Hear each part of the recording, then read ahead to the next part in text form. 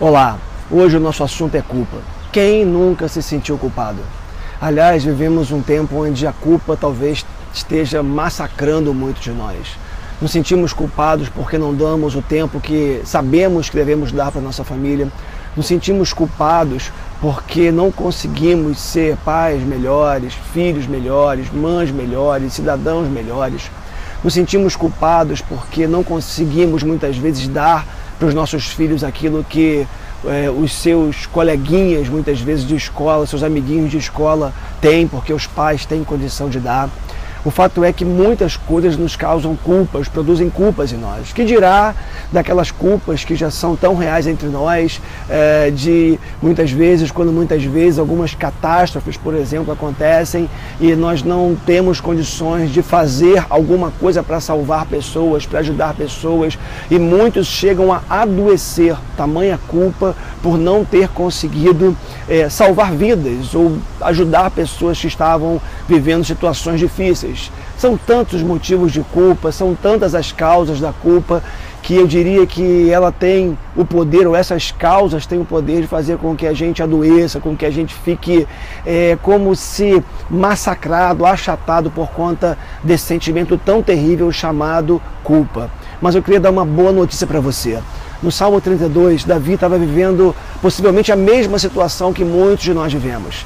Ele havia cometido um pecado, algo grave contra o Senhor, e ele se encontra numa situação de profunda culpa. Ele chega a dizer que os seus ossos estavam como que esmagados, seus ossos estavam como meio que achatados, tamanha culpa que ele carregava.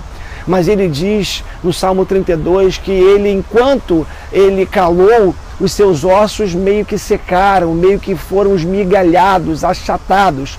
Mas quando ele confessou, quando ele reconheceu a sua culpa diante do Senhor, a Bíblia diz que Davi encontrou refrigério, encontrou perdão dos seus pecados.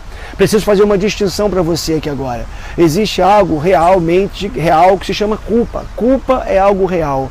Culpa é o que todo ser humano carrega quando não foi justificado ainda pelo sangue de Jesus, ou seja, quando a justiça de Jesus, quando a justiça de Cristo ainda não alcançou a sua vida, quando ele não se submeteu ao senhorio de Jesus Cristo, a Bíblia diz que essa pessoa ela é culpada, e por ser culpada, de fato, todos esses sentimentos são reais. Mas a Bíblia também faz menção à falsa culpa. A falsa culpa é aquela culpa que nós carregamos, sabedores já de que Jesus levou na cruz, levou no madeiro toda a nossa iniquidade, todo o nosso pecado.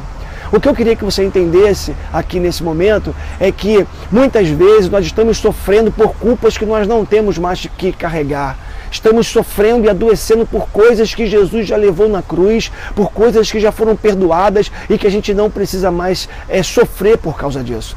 Se você cometeu um pecado, seja qual for, talvez eu esteja falando para alguém que tenha cometido um aborto na infância, ou melhor, na fase da adolescência, da juventude.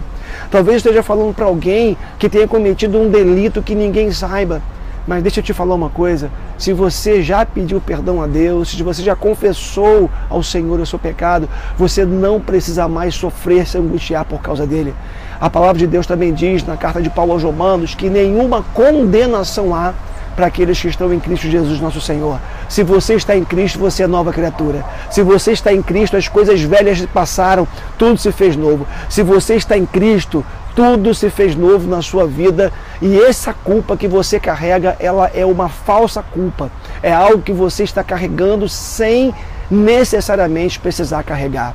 Portanto, se você entende que tem coisas na sua história, na sua vida que você fez que são feias, talvez que ninguém saiba, e você não se arrependeu, não confessou, eu quero convidar você a fazer isso, a confessar o seu pecado, confessar a sua culpa diante de Deus. E se você o fez, saiba disso, que nenhuma condenação há para aqueles que estão em Cristo Jesus. Submeta-se a Jesus, entregue a sua vida a Ele, confie em Jesus, e você vai ver como que é bom caminhar na certeza de um Deus que perdoa pecados, de um Deus que conhece o nosso coração, de um Deus que lança no mar do esquecimento toda a culpa, todo o pecado que foi confessado, que foi, por assim dizer, arrependido, e que nós nos arrependemos. Vale a pena a gente poder viver essa experiência do Deus que perdoa pecado e lança no mar do esquecimento. E se você ainda não teve uma experiência com Jesus, talvez esse seja o motivo de tanta culpa, de tanta amargura. Então eu quero convidar você a repensar e a se submeter a Jesus, na certeza de que Ele é aquele que perdoa pecados e que lança no mar do esquecimento toda a culpa, e isso para o nosso bem, para a glória dele.